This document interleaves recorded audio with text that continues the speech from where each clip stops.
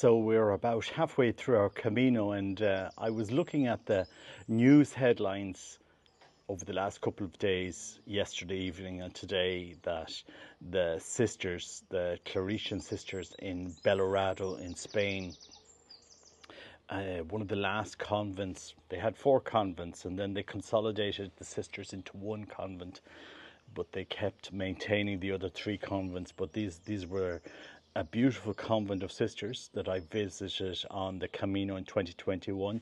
Vividly remember them because they were the only convent, the only church offering adoration. You know, most churches are closed when you're doing the Camino, depending on the time. Sometimes in the evening they open, but it's just the way things are in here. I mean, the faith in Spain, the faith in Europe really is struggling. It's comatose here in Spain, and that's just a reflection of the reality. That's the way things are. If it wasn't for the big movements that you have here in Spain, the Opus Dei, the Neo-Catechumena movement, and various others, I mean, where would the church be? That's just the simple reality. The Cursillo movement, which also came from Spain. But I just thought it was fascinating, you know, in the news, that these sisters were headlines in the news. They have been headlines in the news for the last couple of weeks. And, you know, finally the diocese have got around to excommunicating them. I think 10 sisters were excommunicated. I think some of the sisters had left the convent and it wound up being 10, and they've gone off with a sedevacantist bishop ordained. I think he's the same lineage as the Palmar church here in Spain, which is a complete sect. It's crazy. They have their ex so-called Pope living in Ireland at the moment, and he'll tell you about the craziness of these things. And I think it's very sad. I think it's very sad. I mean, you have large communities of sisters here in Spain doing an incredible amount of work. If you think of Jesu Comunio, Mother Veronica, she has a very large foundation of nuns. You also have Hogar de la Madre, Home of the Mother, which have many nuns here in Spain, and other groups. And, you know, never in the news, not a mention of them, you know, very little publicity, and yet these sisters did get it. I mean, we live in a very interesting time in the church. And, you know, this is what we've been born for. We are living in these times. And I suppose at the end of all this confusion, we see it with Vigano now. We see it, you know, probably the banning of the Latin Mass again, because the Vatican hasn't got anything better to do. You know, it just has to aggravate a certain sector of Catholicism, and, you know, that's okay. You know, 2 saints didn't manage to ban the Latin Mass, St. Paul VI, St. John Paul II, and not that St. John Paul II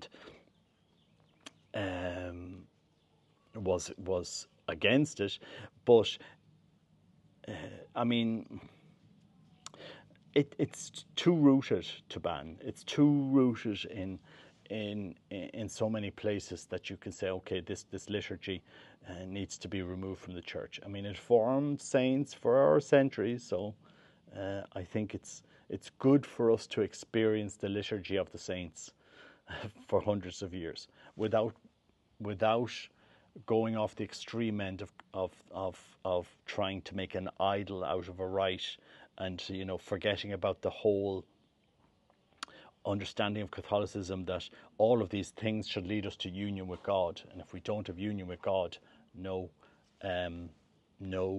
Mass is going to make you a saint without union with God. Anyway, I just thought I'd you know, give my opinion on this. After the confusion, we have to be saints, and the only way to be saints is union with God, and that's not easy. It requires us offering ourselves to God daily, turning to God daily, repenting daily, and, you know, it's a lifelong journey. And that's the journey that everybody needs to take to lead to be filled with God, united to God,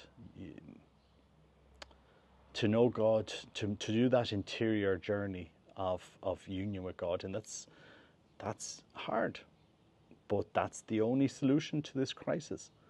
And in all of the Marian apparitions, that Our Lady has said, she's never said, well, when things get bad, run off with this bishop or that bishop and divide the church. She said, pray for the Pope, pray for the bishops, priests.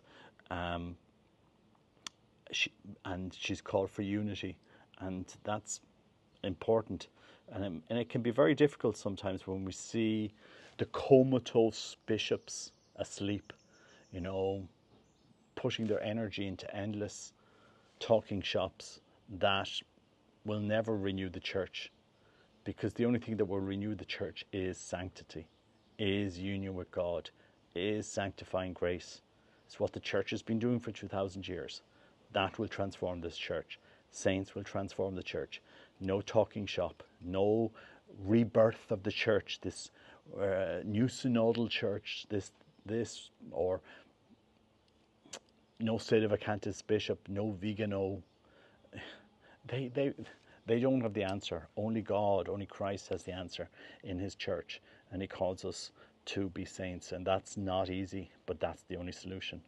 Anyway, just my thoughts on what's going on here in Spain. Maybe the clergy, the leaders will wake up. They'll wake up and say, well, look, we better get back to the apostolic faith of the church. Go out, preach the faith.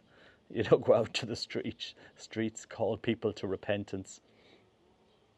Not something that the church is very focused on at the moment. It's come as you are and stay as you are, and that's life. And is that what the apostles taught? I don't know. I think they had a different way of preaching, teaching, and living the faith than what we have today. But I suppose this is a time of trial for the church, and this confusion will pass. And the only solution is union with God in the end. Anyway, God bless you. And greetings from Bores here in Asturias, where about 2 days before we leave Asturias, and then we go into Galicia again. But we are enjoying the Camino so far. The weather has been really good up to now.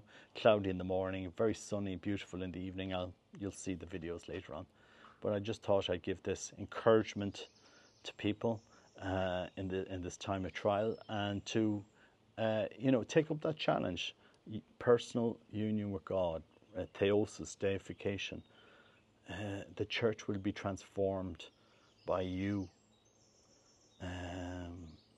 And it's by you being another Christ. That's the transformation of the church. If we were all that, how much we could transform this world. Anyway, God bless you. Take care. Bye-bye.